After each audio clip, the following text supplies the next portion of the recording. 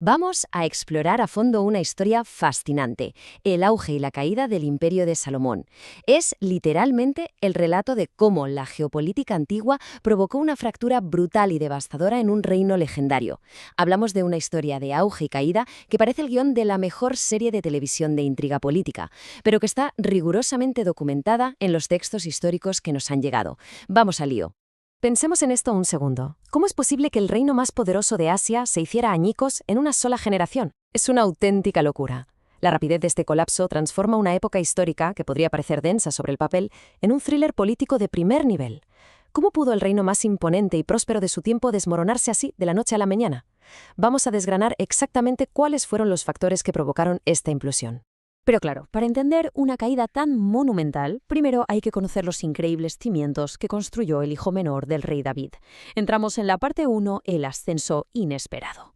Resulta que Salomón, nacido allá por el 1035 a.C., ni siquiera estaba en las quinielas para heredar el trono. Su oportunidad llegó casi por accidente, y su ascenso comenzó verdaderamente solo tras la gran rebelión de Absalón. De joven, bajo la instrucción del profeta Natán, recibió el nombre de Jedidías, que significa amado de Jehová. Así que su llegada al poder fue, desde luego, un giro de guión que nadie esperaba. Y una vez en el poder, ¿qué hizo? Pues tomó la inmensa riqueza que le dejó su padre, y en lugar de sentarse a contemplarla, la multiplicó de forma espectacular gracias al comercio internacional. Estas alianzas comerciales impulsaron el prestigio de los hebreos a niveles nunca vistos. Fortificó ciudades clave, inició proyectos arquitectónicos sencillamente espectaculares. Vamos, una gestión brillante en sus inicios. Y así es como llegamos al punto álgido del imperio, una época sin rival en toda la región en cuanto a riqueza y desarrollo. Parte 2. La Edad de Oro. Ojo a este número, 480. Tuvieron que pasar exactamente 480 años desde el éxodo de Egipto para que, por fin, Salomón empezara a construir el colosal Gran Templo. Hablamos de un proyecto histórico monumental que requirió 7 años de trabajo incesante, una auténtica barbaridad para la época.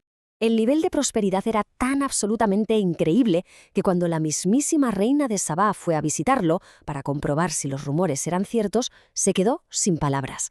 Dejó para la historia esta frase: «Y mis ojos han visto que ni aún se me dijo la mitad». Es decir, la realidad de las riquezas de Salomón superaba con creces cualquier leyenda que ella hubiera escuchado. Pero bueno, sabemos que toda época de luces tiene sus sombras, ¿verdad? La historia se vuelve bastante más oscura cuando empezamos a ver los defectos de este monarca que acabarían provocando el caos social. Parte 3. Las semillas de la ruina. 1000. Ese es el número. Una cifra que marea.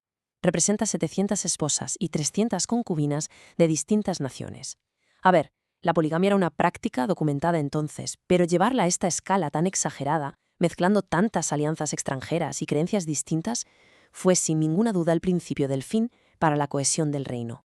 Y claro, para mantener contentas a todas esas complejas alianzas matrimoniales, hubo que ceder en muchas cosas. Hubo una tolerancia sin precedentes hacia creencias paganas y se levantaron altares extranjeros. Los textos relatan que el rey perdió el rumbo y se alejó de la guía divina. ¿Y el impacto real en la calle? Para pagar todo este estilo de vida y las megaconstrucciones, se impusieron unos impuestos asfixiantes al pueblo. Las semillas de la rebelión ya estaban germinando. Todo esto estalla en un momento crítico de sucesión, donde vemos el choque frontal entre cómo gobernar con cabeza o dejarse llevar por la arrogancia. Parte 4. La desastrosa decisión de Roboam. En el año 935 a.C., Salomón muere, y la tensión se puede cortar con un cuchillo. Jeroboam, un líder prometedor que había tenido que huir a Egipto para salvar su vida, vuelve a entrar en escena. Y justo el día en que Roboam, el hijo de Salomón, iba a ser coronado, Jeroboam se le planta delante representando al pueblo, exigiendo formalmente que se rebajen esos impuestos que los tenían ahogados. Esto pone a Roboam en una encrucijada brutal que sentenciaría al imperio entero. Por un lado, los ancianos, con su experiencia, le decían: «Sé inteligente, disminuye la carga y el pueblo te será leal». Pero por otro lado, sus jóvenes amigos le decían todo lo contrario: «Aumenta la represión, demuestra quién manda aquí, tienes que proyectar poder y dominio absoluto». Y aquí llega el gran error histórico. El joven gobernante rechaza por completo la moderación y suelta esta frase durísima e insensible frente a sus súbditos: «Mi padre os castigó con azotes, mas yo os castigaré con escorpiones».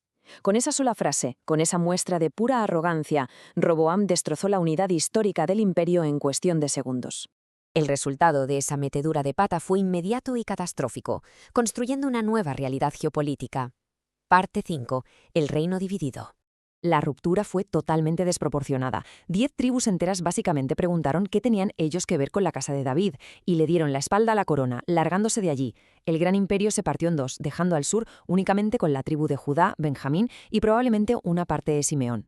Literalmente, de la noche a la mañana, el mapa de la región se rompió en 5 naciones distintas e independientes. Surgió Siria en el norte, con capital en Damasco, el inmenso Israel, el pequeño pero leal reino de Judá en el sur y los territorios tributarios de Moab y Edom, cada uno con un destino diferente.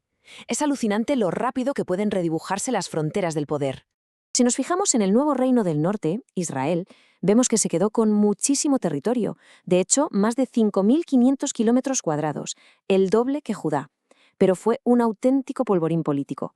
Pasaron por 19 monarcas distintos, cambios continuos de dinastías y épocas de anarquía total antes de conseguir establecer firmemente su centro en Samaria. Una inestabilidad brutal. En cambio, el reino del sur, Judá, fue otra historia completamente distinta. Al mantenerse leales a la casa histórica de David, consiguieron muchísima más estabilidad institucional.